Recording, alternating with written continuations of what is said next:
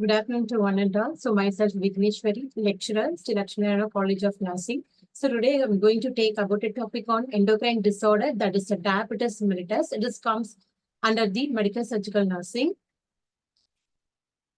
So we'll see the definition of the diabetes mellitus. So diabetes mellitus is a chronic disorder of carbohydrate, protein, and fat metabolism resulting from insulin deficiency or abnormality in the insulin use of insulin. So diabetes is one of the chronic disorder which is affecting the pancreas. The pancreas, which is very, very important organs for controlling the insulin secretions and to solve the insulin deficiency problem. Diabetes is a chronic metabolic disease characterized by elevated levels of blood glucose or blood sugar, which leads over time to serious damage to the heart, blood vessels, eyes, kidneys, and nerves. It is given by WHO, that is the World Health Organization.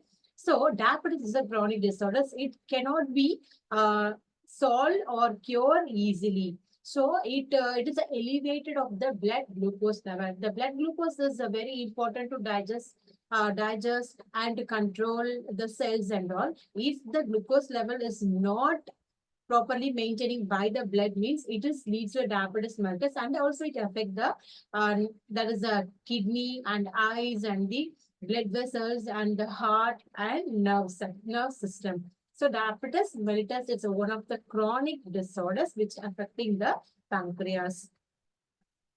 And we'll see the review of anatomy and physiology.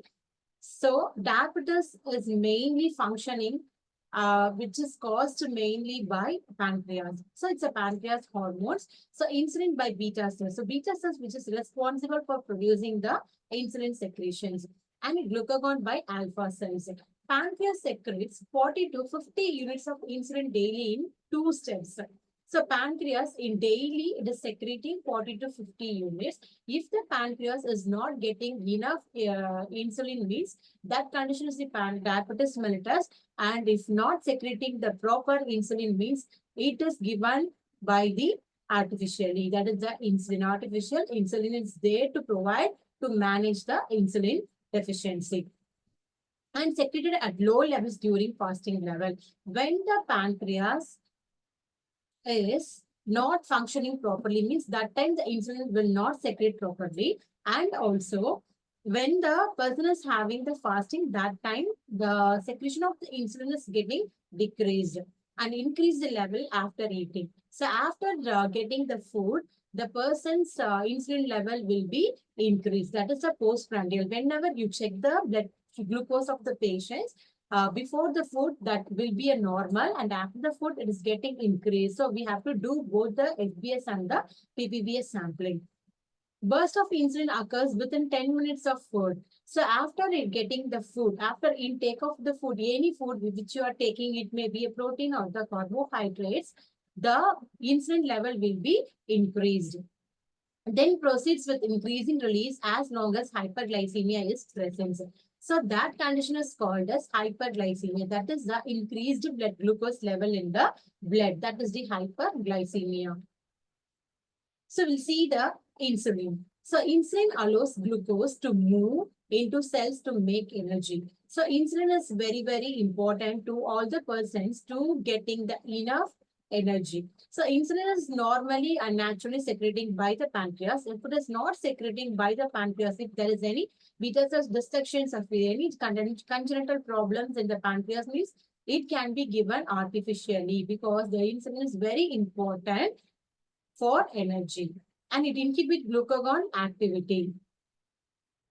It is the normal levels of the insulin level, that is the FPG, 80 to 120 mg per deciliter, and PPG, that is the 120 to 140 mg per deciliter, and OGTT, it is the less than 140 per deciliter, and HbA1c, that is the less than 6%. It is the normal values of the insulin. It should be a normal. If it is increased means that condition is said as diabetes mellitus. And this is the physiology of the diabetes mellitus. So you can see this is how the person's. So if the person is having or getting enough insulin means that is the the persons will have the increased level of energy. That is, this picture is referred as increased level of energy because of the adequate secretion of the insulin. And this is the how glucose and insulin works normally. So, insulin, which is helps to the cells to get the glucose, because the cells should get the glucose, then only the cells will get the energy. So, the insulin, which is carrying the glucose and to enter into the cells. So that cells gives the energy to the body. So this is the how the glucose and insulin normally working. If the insulin is not secreting properly, means the glucose cannot passes to the cells and the persons will not have the adequate energy. So that is the one type of diabetes mellitus. Even the insulin is secreting, but it is not responding to the glucose. That is the another type of diabetes mellitus we'll see later. So this is the receptor. So insulin is the receptor where the glucose is carrying and it is reaches the cells. So if the person is consuming the more amount of the junk food, that is the any other junk foods, fast food item, means the persons will not have the adequate energy, because these are all the only the fat and the carbohydrates. The cells will not allow the more fat food items to converting the energy. So that is the one of the problems of getting the diabetes mellitus. So this is the insulin and this is the pancreas, and which is help for secreting the insulin. The beta, mainly the beta cells, there is the islets of Langerhans, which is responsible for secreting the insulin. And we see the types of diabetes mellitus. And the first one is the type 1 diabetes mellitus. It is formerly known as insulin-dependent diabetes mellitus. So insulin-dependent means it is the autoimmune disorders. The islets of Langerhans cells, it is getting the destroyed because of the that is the autoimmune disorders. It is early introduction of cow milk and cereals. How the person is getting the autoimmune disorders means because of the early introduction of the cow's milk and the cereals. So how the person is getting the type 1 diabetes mellitus is because of the cow milks and cereals. So within the 6 month of the baby should have the enough breastfeedings. If the babies is not getting the enough breastfeeding, so the babies will definitely have the type 1 diabetes mellitus. And intake of medicine during pregnancy. While during the pregnancy, if the mother is getting any other medication, that also cause the babies to get the type 1 diabetes mellitus. And indoor smoking of family members. If the mother is having the passive smoking, or if the family members is having the smoking habit, while the mother is pregnanting, that time, if the mother inhaling the smoking, means it will affect the babies and to get the diabetes mellitus type 1. And it requires daily insulin administration. So this type of diabetes mellitus, the babies or the persons have to take the insulin daily. So may occur at any age, usually appears below age 15. So most of the children will have this type 1 diabetes mellitus, and also it can occur at any age, but usually appears below age of 15. And this is the type 2 diabetes mellitus. It's formerly known as non-insulin dependent diabetes mellitus. So non-insulin dependent means the insulin is secreting the properly, but the cells which is not responding. That is the type 2 diabetes mellitus. So disturbance in insulin reception in the cells, number of insulin receptors. So insulin receptor is getting decreased because insulin receptor is very, very responsible for carrying the glucose to the cells. And loss of beta cell responsiveness to glucose, leading to slower insulin release by the pancreas. It occurs over age 40 but can occur in children. Common in overweight or obese, and some circulating insulin present often do not require insulin. So it is because of the overweight. If the person is having the increased BMI, that person will have the easily to get the type 2 diabetes mellitus. And this is the level of the pre-diabetes. It's impaired fasting glucose that is 100 to 125 mg per deciliter, and impaired glucose tolerance, that is OGTT. It's a 140 to 199 mg per deciliter is a normal, and HbA1c, that's a 5.7 to 6.4% is a normal. This is normal only, and also we can say the pre-diabetes. It is the before the stage of diabetes. It's a pre-diabetes. If the person is having this much of values, means immediately the person has to consult the concerned doctor. And we'll see the risk factors of diabetes mellitus. First one is the obesity. As I told before, in the obesity condition, the persons will have the more fat when compared to the carbohydrates and the proteins. If the person is having increased level of fat, the fat will not converting the energy. So, the persons will have the inadequate carbohydrates and inadequate proteins, other minerals. It will lead to diabetes mellitus because the fat itself, it will not help to get the energy and the raised. So most of the Western type peoples are getting increased, more prevalence to get the diabetes mellitus is both type 1 and type 2. And history of cardiovascular problem, those who are having the cardiovascular problem, they will have the diabetes mellitus and hypertension because it also one of the heart disorders. The hypertension and the diabetes is it's a comorbid disorder. If the person is having the diabetes, the persons confirmly will have the hypertension. If the person is having the hypertension, the person will have the diabetes mellitus. And physical inactivity, the persons who are in inactive stage, the person will have the diabetes mellitus, both type 1 and type 2. And familial history, if the mother or the father is getting diabetes mellitus, means the next generations also can get. And polycystic ovarian syndrome, the women who are having the polycystic ovarian syndrome, it also one of the hormonal changes or disorders. It will cause the persons for diabetes mellitus and gestational diabetes mellitus. Gestational diabetes mellitus is the mothers who is pregnant. So that time the mother may have the gestational diabetes. That time it can able to spread. And this is the pathophysiology of type 1 diabetes mellitus. As I already told, if the pancreas is getting not enough secreting the insulin or any beta cell destruction, the persons will have the type 1 diabetes mellitus. And it is the increased carbohydrate intake and decreased peripheral glucose uptake and decreased insulin secretions. So that also increased hepatic glucose production. So it all includes increased blood glucose level. This is the pathophysiology of diabetes mellitus type 1. And pathophysiology of diabetes mellitus type 2.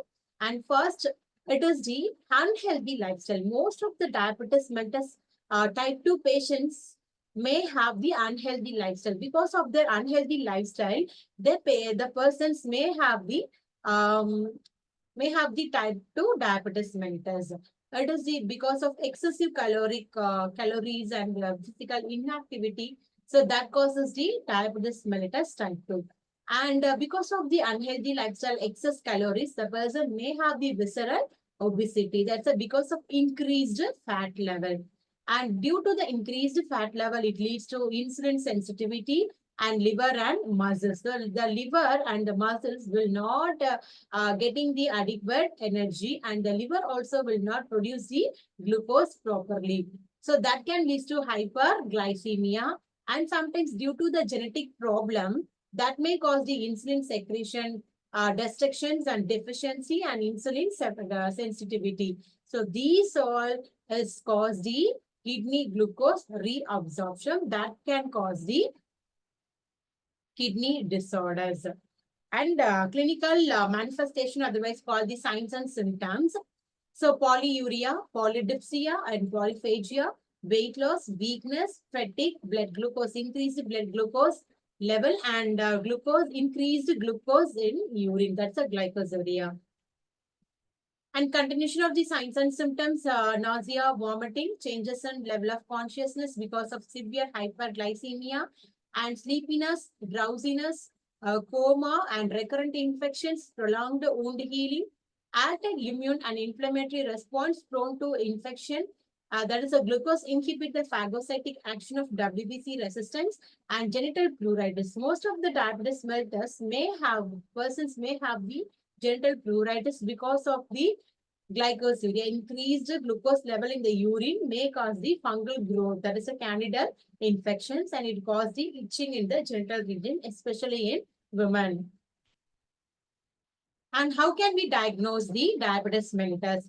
So through the history collection, we have to ask the patients about the genetic problem. If the family members is getting the diabetes mellitus or not, and all, we have to ask if there is any previous surgical procedure done on the pancreas and not. Also, we have to ask.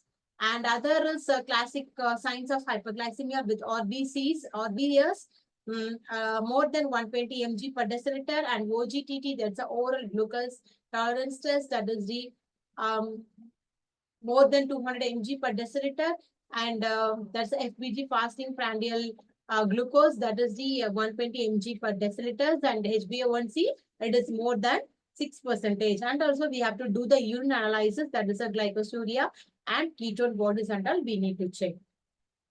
And this is the oral glucose tolerance test. So this test is very, very accurate test for detecting the blood sugar level.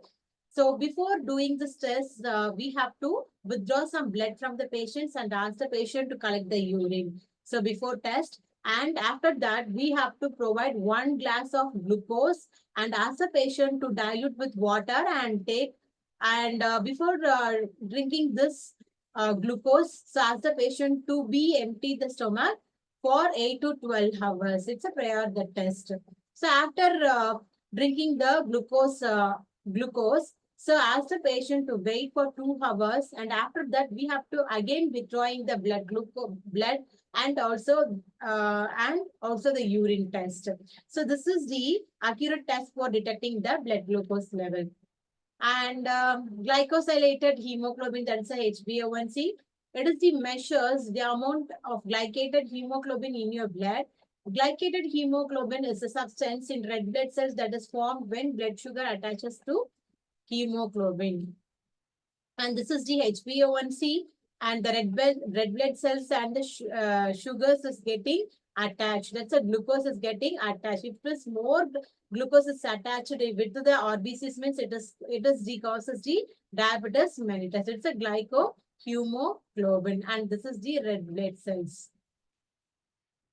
And this is the HbA1c test score and the mean blood glucose level. And this is the glucose, that's a millimole per liters and all. It's a, if the person is having the 6, 5 and 4 HbA1c, means it is the excellent. And 7 and 8 is a good. And 9, 10, 11, 12, 13, 14 is the action suggested. It's a pre-diabetes level. We need to take the actions to provide the intervention to the patients. So interventions of diabetes mellitus. So pharmacological management and the non-pharmacological management. So first we'll see the dietary management and lifestyle modifications. So first follow individualized meal plan and snacks as schedule. So balanced diabetic diet, it's a 50% of carbohydrates and 30% of the proteins and 20% of the fats, vitamins and minerals to be provided for the diabetic patients. It is the balanced diet. If you take the 1 plate method, the half of the plate, the patient should get the fruits and the vegetables, and the half of the plates will get the carbohydrates, proteins and vitamins and minerals. Diet based on patient size, weight, age, occupations and activity. If you should not provide the diet, it excess in the level of weight and size and the age of the persons. The patient must have adequate carbohydrates intake of correspond and activity and time when it is most effective. So routine blood glucose testing before each meal and at bedtime is necessary during initial control, during illness and in unstable patients. And ask the patient to do not skip the meal. So most of the person's myth is if we skip the meals means our glucose level is also getting decreased. It is very, very wrong. It is a wrong suggestions and it's a very wrong myth. So because if you skip the meals means the glucose production will be increased only because the cells is start to get the energy. So at that time, the glucose is getting increased. Level of glucose is getting increased. So we should not skip the meals and measure food accurately and do not estimate and less added fat, fewer fatty foods and lower cholesterol. And continuation, advise use of complex carbohydrates to help stabilize blood sugar. Meals should include more fiber and starch and fewer simple or refined sugars. Avoid concentrated sweets high in sugar, that is jellies, jams, cakes, and ice creams and all we need to eliminate. And if taking insulin, eat extra food before periods of vigorous exercises. So before doing the any exercises, so if you want to take the more food, you can take the food. Avoid periods of fasting and feasting and keep weight at normal level and obese patient and should be on strict weight control program and should lose weight. So diabetes mellitus patients before getting the diabetes, they there may be increased weight. There may be obese patients and after the getting the diabetes, the patient's energy levels also getting decreased and the fat level also is getting decreased. So and the patient has to, we have to insist the patient to decrease the weight also and teach patients on correct administration of insulin and other hypoglycemic agents.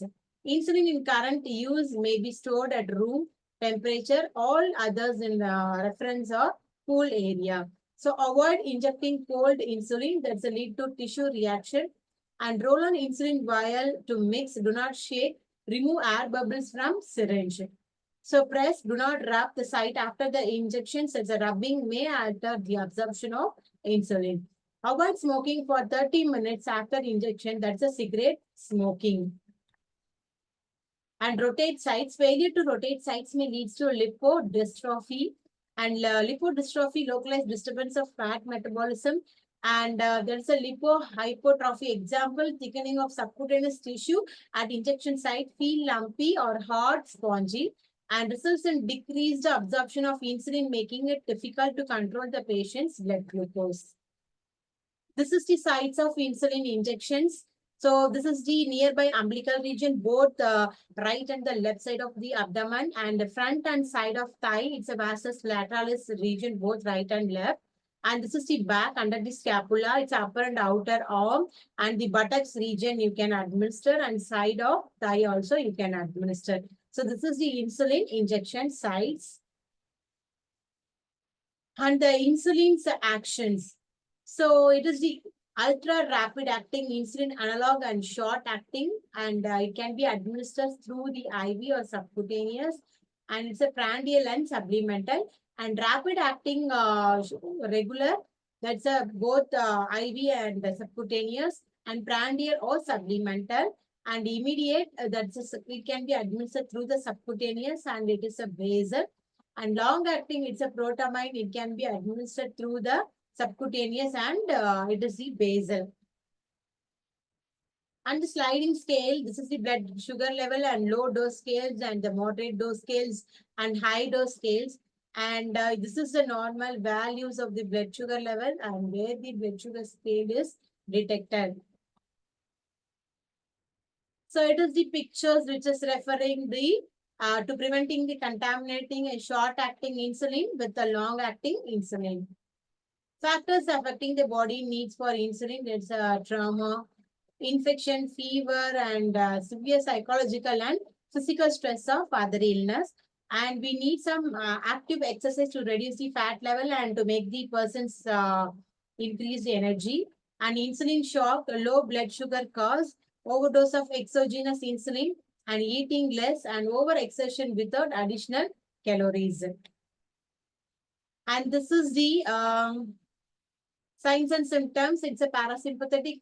The patient may have the hunger, nausea, hypotension, bradycardia, and cerebral lethargy, yawning sensorium, that's alter, and sympathetic irritability, sweating, trembling, tachycardia, and pallor. And clinical findings, the patients may have blood glucose below 55 to 60 mg per deciliter. And we have to instruct the patients such as Hypoglycemia may be prevented by maintaining regular exercise, diet, and insulin. And early symptoms of hypoglycemia should be recognized and treated, and carry at all times some form of simple carbohydrates, that is the orange juice, sugar, and candy. And extra food should be taken before unusual physical activity or prolonged period of exercises. Between meal and the bedtime snacks may be necessary to maintain a normal glucose level.